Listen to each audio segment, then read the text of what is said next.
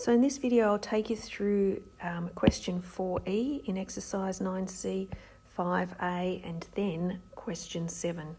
So 4E is the first time you'll come across a differentiation where you've got a function on the top and a function on the bottom. Now, we don't actually have a formula for differentiating this yet. We will do when we get to the product rule, the quotient rule, sorry. But at the minute, we don't have a formula. So what we're going to do is we're going to use the idea that for fractions like 1/4 plus 2/4, you can actually write it as 1 plus 2 over 4. And we're going to use this idea in reverse. So we're going to start with 4x squared plus 2x on x squared, and we're going to split it back into two fractions. So we're going to start, if you like, with 1 plus 2 over 4 and work back this way and split it into 1 over 4 plus 2 over 4. And so you can see here that's exactly what I've done. So I've taken 4x squared and put it over x squared plus 2x over x squared. And then I've cancelled down where I can using my index laws or straight cancelling. So I've got x squared goes into x squared once, goes into x squared once, and that will leave us with 4. And 2 to the x over x squared is like 2 times x over x times x, and I can cancel down one of each of those x's. Then I rewrite 2 over x as x to the power of minus 1, and then I can do my derivative. So the derivative of a constant is 0. So the only thing I'm finding the derivative of is the second term. And so I look at the power that I have for my second term, and I have to the power of minus 1. So the 2 stays out the front, and the power comes down minus 1, and I have x, and my power is minus 1 minus 1. And so that gives me 2 times minus 1 is minus 2, and x to the power of minus 2. Now, the answers at the back of the book may be written so that there are no negative powers in the expression. So it might have it as minus 2 over x squared. And the same process is used to do question 5, all of question 5.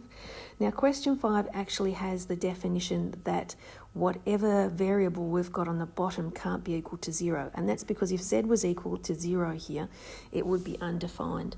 It's interesting that the textbook has, in question 5, put this specification, but you'll notice that question 4E is exactly the same, and there's no specification that x can't be equal to 0.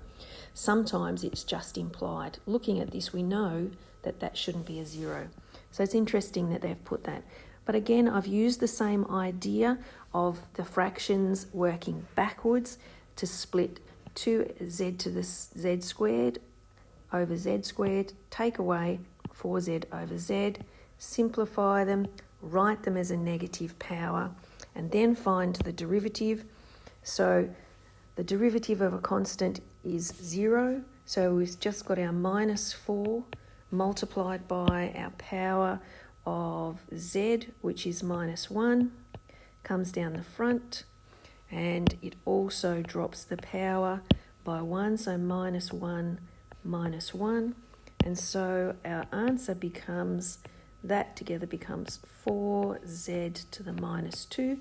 And again, you could write it as 4 over z squared. In question 7, you're asked to show, okay, we need to show that the derivative of the function, so we need to find the derivative of this function here, that it's always positive. So our solution's going to start by actually finding that derivative first. So our minus 2, which is our multiplier, stays at the front. Our power comes down the front, minus 5, x to the power of minus 5 minus 1. And when we tidy this up, we get 10 times x to the power of minus 6, which is 10 over x to the 6.